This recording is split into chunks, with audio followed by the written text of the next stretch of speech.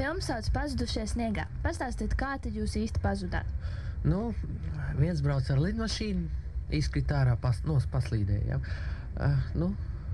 Un es, otrs vēl bija es, kādu laiku jau tur dzīvoju tajā sniegā. Varbūt arī uz ledājiem arī tur arī nokrit no kaut kā. Atradām viens otru, sākām priecāties.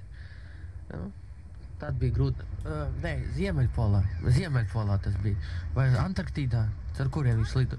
Tur, kur ledus bija daudz. Kādā jūrmalā tu ko pavisam. Ar tām debesīm, ja? Beigās un tā.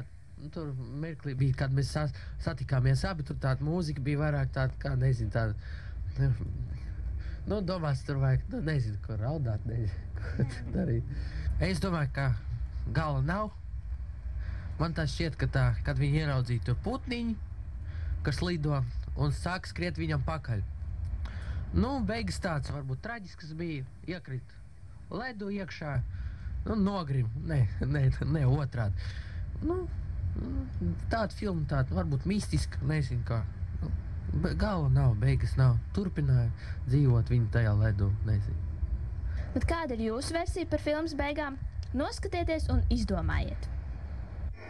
Leading somewhere, guiding you through eternity. A ring.